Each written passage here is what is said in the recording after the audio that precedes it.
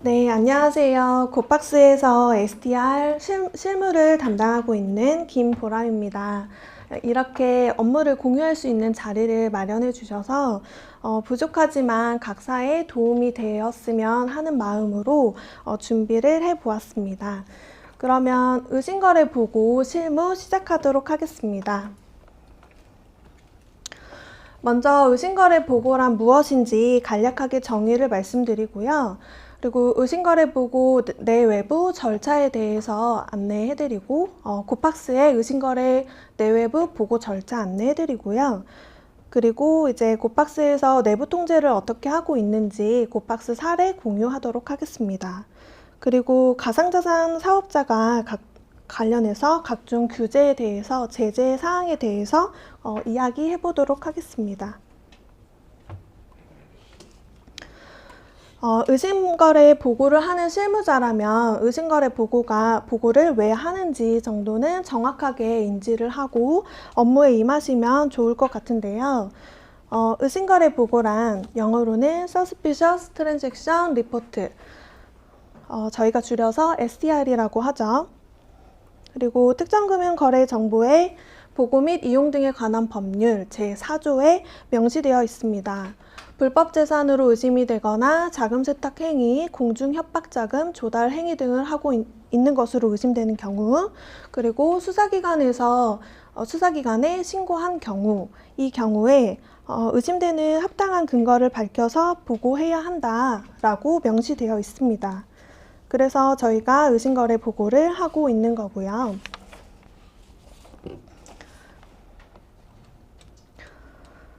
네, 그러면 저희가 다음으로 곱박스에서는 내외부 보고 절차가 있는데 어떤 식으로 있는지 안내 한번 해드리고요. 그 전에 저희 접속 경로가 다양하게 있습니다. 곱박스에서는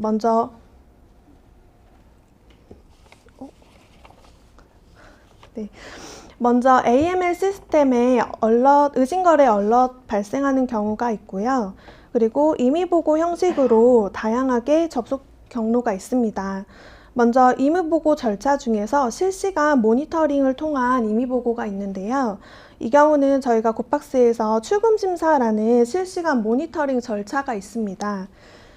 고객이 출금 요청을 하게 되면 의심되는 출금심사 룰을 한번 거치게 되고요.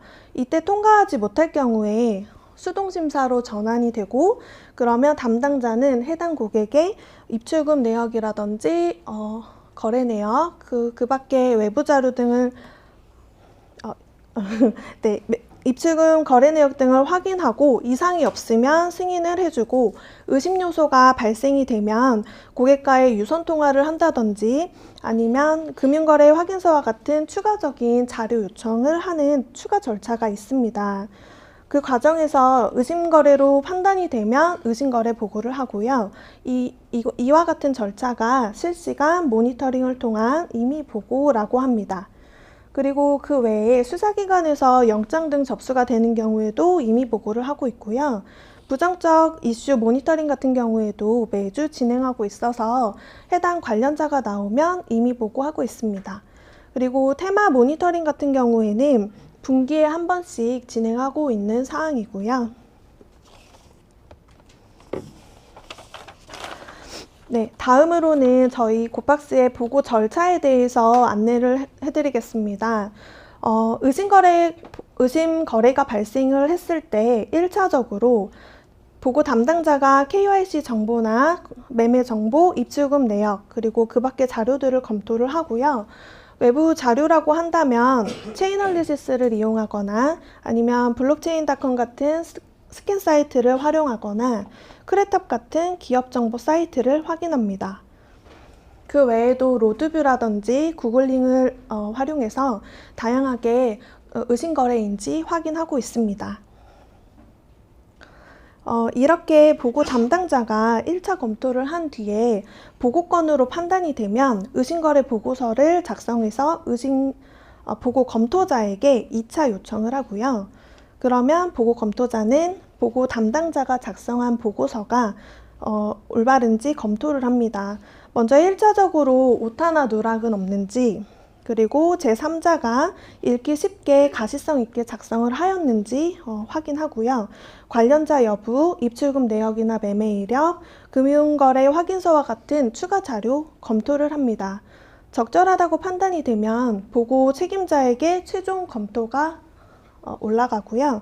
그럼 보고 책임자가 최종으로 검토를 해서 승인을 하게 되면 보고 담당자는 보고용 PC를 이용해서 코피 후에 보고하고 있습니다. 이렇게 하면 외부 절차는 완료가 되고요. 보고 책임자의 승인권과 코피 후 보고권을 일일 대사해서 정상적으로 코피 후에 전달이 됐는지 여부까지 저희가 최종적으로 매일매일 확인하고 있습니다. 지금까지는 외부 보고 절차에 대해서 안내를 해드렸고요. 내부 보고 절차 같은 경우에는 미보고권이 이 경우에 해당이 됩니다. 보고 담당자가 미보고 판단을 하면 자금의 원천, 거래의 목적, 그리고 미보고 판단한 사유 등을 기재해서 보고 검토자에게 보고를 하고 있고요. 보고 검토자는 미보고 사유가 타당한지 확인을 하고 타당하다고 판단이 되면 승인을 함으로써 저희 내부 보고는 완료가 됩니다. 재검토가 필요하다고 판단이 될 경우에는 재검토 요청을 해서 다시 한번 확인하는 절차를 거치고 있습니다. 네, 이렇게 곱박스의 외부 보고와 내부 보고에 대해서 안내 한번 드렸고요. 다음으로는 내부 통제에 대해서 이야기하겠습니다. 내부 통제란 결국에는 법규 준수라고 생각을 합니다. 그렇다면 법규 준수를 하기 위해서는 해당 직무의 적용 범위하고 범위, 내외 규정, 그리고 리스크, 책임과 역할, 절차 등을 확인하는 것이 내부 통제를 하는 첫 번째라고 판단이 되는데요. 그래서 곱박스에서 운영하고 있는 내부 통제에 대해서 공유를 드리려고 합니다. 저희는 MCA를 작성해서 내부 통제를 하고 있는데요. MCA는 매니저 컨트롤 애세스먼트 라고 해서 매니저가 통제하여야 할 평가라고 할 수 있는데요. MCA는 저희 각 업무 단위로 작성해서 운영하고 있습니다. 이거는 저희 곱박스에서 MCA 운영하고 있는 양식인데요. 저희가 좀 항목별로 보면서 저희가 어떻게 작성하고 있고 어떻게 통제하고 있는지에 대해서 사례 공유를 좀 하겠습니다.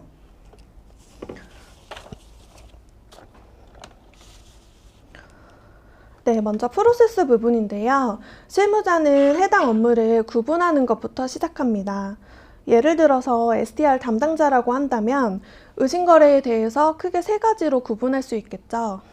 하나는 의심거래 모니터링을 하는 것과 보고하는 것, 그리고 SDR 룰 관리하는 것, 이렇게 크게 세 개로 나눌 수가 있겠는데요. 그러면 프로세스 1번이 의심거래 모니터링, 2번은 의심거래 보고, 3번은 SDR 룰 관리, 이렇게 지정을 하고 있습니다. 프로세스를 나눌 때 주의해야 할 점이 있는데요. 항목을 너무 세분화하면 오히려 관리와 통제가 제대로 되지 않기 때문에 핵심 업무 두세 개로 하시는 것이 적당합니다. 이렇게 지정한 프로세스는 뒤에 이어지는 리스크와 통제와도 연계가 되어야 하기 때문에 핵심 업무를 선별하는 것이 중요합니다. 다음으로는 리스크와 통제 부분인데요. 리스크는 발생할 수 있는 재무적, 비재무적 리스크에 대해서 기재를 하고 있습니다. 예를 들어 의심거래 모니터링으로 인해서 발생할 수 있는 리스크라고 한다면 의심거래 얼럿 발생일로부터 30일을 초과한 경우를 들 수 있겠죠. 이 경우에는 강행 규정이 아니고 금융정보분석원에서 권고하고 있는 사항이기 때문에 법적으로 명시된 재무적 리스크는 없습니다. 하지만 비재무적인 요소로서 추후에 감독 검사가 나왔을 때 30일을 초과한 얼럿의 처리건이 과다하게 많거나 이에 대해서 소명이 적절하게 되지 않는다면 기관 차원에서 경고나 주의 등등이 나올 수 있기 때문에 비재무적인 요소까지도 명확히 해둘 필요가 있습니다.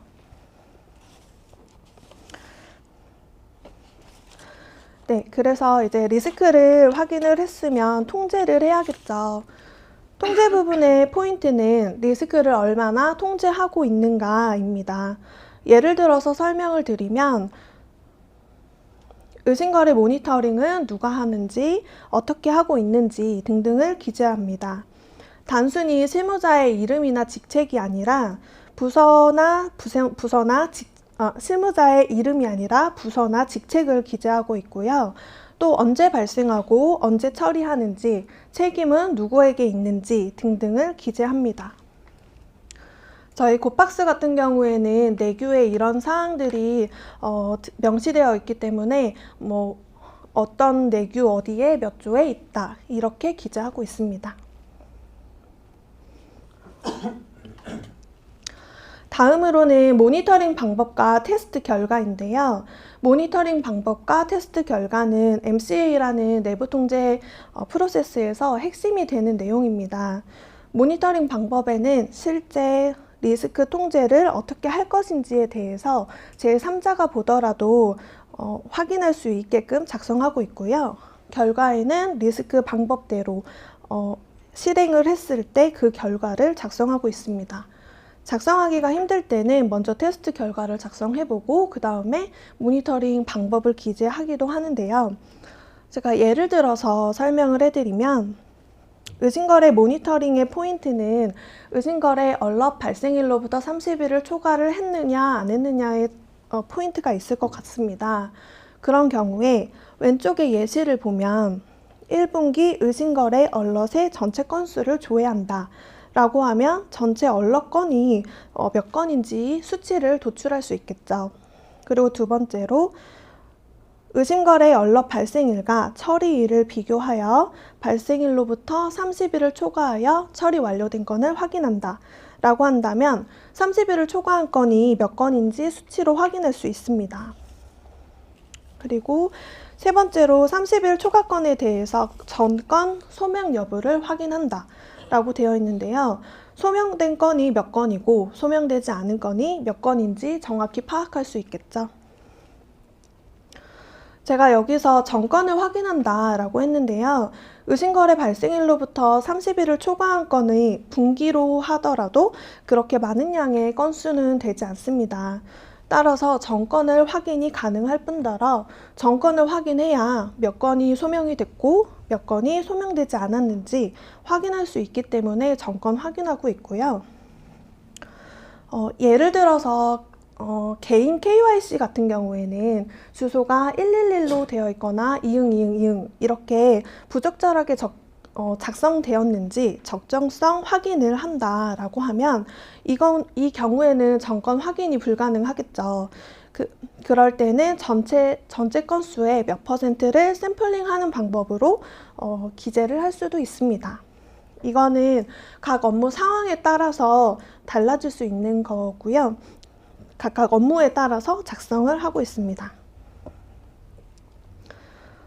다음으로는 업무 주기인데요. 업무별로 일간, 주간, 월간, 연간 이렇게 업무 상황에 따라서 기재하고 있고요.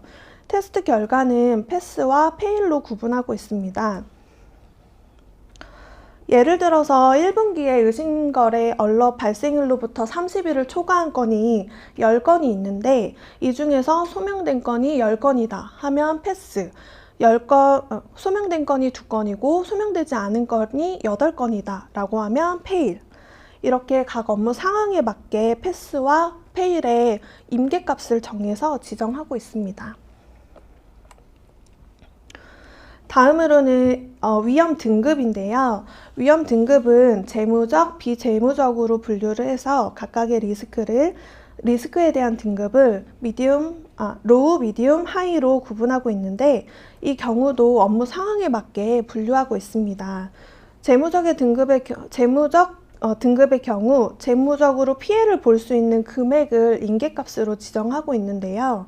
예를 들어 리스크가 제대로 통제되지 않았을 때 발생할 수 있는 재무적 피해의 규모가 예를 들어서 5천만 원 이하다 라고 하면 로우, 5천만 원 이상, 1억 원 이하다 라고 하면 미디움, 그리고 1억 이상일 경우에는 하이. 이렇게 각 업무의 규제 요건이나 복잡성, 내재된 리스크 환경에 따라서 부여하고 있습니다. 그리고 이슈 제기나 정정활동에 대한 이야기인데요.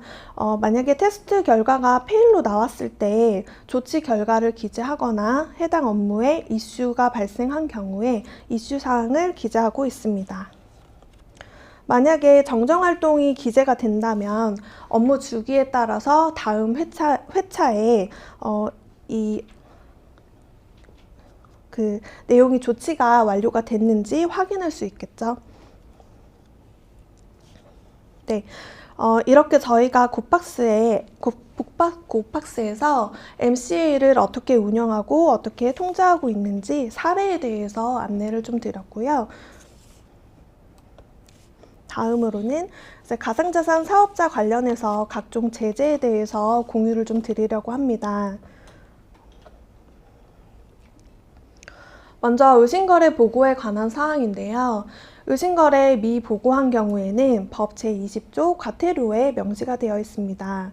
금융회사 등은 건당 최대 3천만 원의 과태료를 받을 수 있습니다.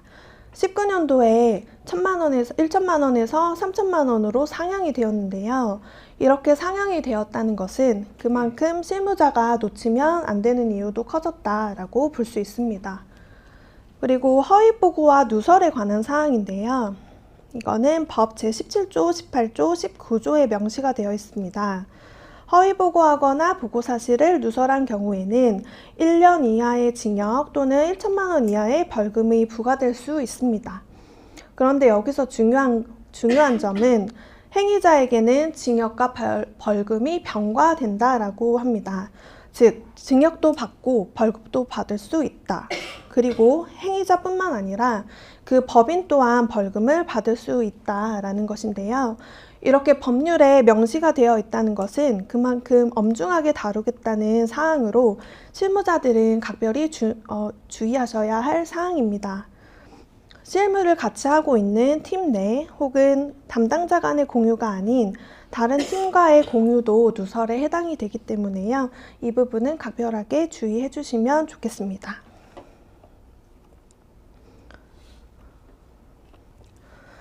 그리고 과태료하고 벌금의 차이에 대해서 간략하게 언급을 할까 하는데요. 과태료나 벌금의 차이가 뭐냐, 어쨌든 뭐 돈 내는 거 아니냐, 돈 내야 하는 거 아니냐라고 생각할 수 있겠지만 위반 행위를 바라보는 시각의 차이가 조금 있습니다. 과태료의 경우는 경미한 위반 행위에 대해서 부과를 하고 있고요. 벌금은 중대한 위반 행위에 대해서 부과를 하고 있습니다. 저희가 이전 슬라이드에서 의심거래 미보고는 과태료고 허위보고와 누설은 벌금과 징역이었죠. 이렇게 의심거래 보고의 허위보고와 누설은 중대한 위반 행위로 보고 있습니다. 각 사에서도 각각의 이제 보고 절차가 있기 때문에 실무자가 허위보고를 하는 거는 그렇게 사실상 쉽지는 않을 거라고 생각하는데요. 하지만 누설의 경우는 다를 수 있겠죠. 너만 알고 있어. 혹은 이거 비밀인데 하면서 주변 사람들한테 이야기를 하시면 중대한 법규 위반에 해당되시는 거니까 실무자분들께서는 이 부분 각별히 주의하시면 좋을 것 같습니다.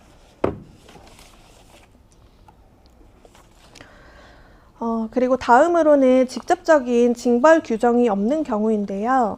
의심거래 보고할 때 책임자의 승인을 득한 날로부터 3영업일 이내 금융정보분석원장에게 보고하여야 한다라고 특정금융정보법 위임행정규칙의 감독규정에 기재가 되어 있습니다. 그러나 이를 위반하였을 때는 법률상의 과태료, 벌금, 징역 같은 사항은 없는데요. 하지만 이것도 감독검사가 나왔을 때 기관이 경과건에 대해서 적절하게 이유가 소명되지 않는다면 기관 차원에서 주의나 경고 등을 받을 수 있기 때문에 이 부분 역시 통제가 되어야 합니다.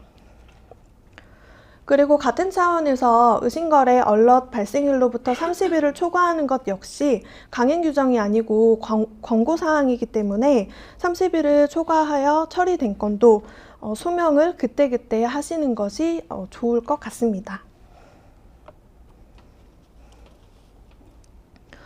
마지막으로 미신고 가상자산 사업자에 관한 사항인데요.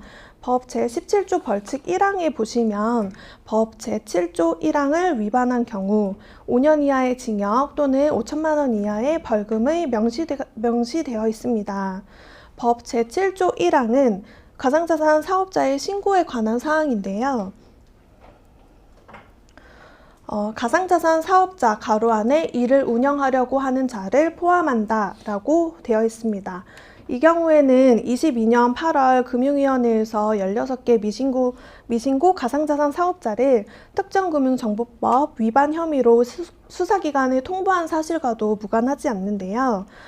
이때 발표된 공고 내용에 보면 법 제17조를 법 제7조를 명시하고 있고 이를 위반했다고 명시하고 있습니다. 따라서 미신고 가상자산 사업자와의 거래도 각별하게 유념하셔야 할 것 같은데요. 이 부분은 의심거래 보고뿐만이 아니고 법인 KYC라든지 가상자산 위험평가와 같은 여러 업무와도 연계될 수 있는 부분이기 때문에 함께 공유를 드렸습니다. 네, 여기까지 의심거래 보고 실무에 관한 이야기를 해드렸고요. 이상으로 마치겠습니다.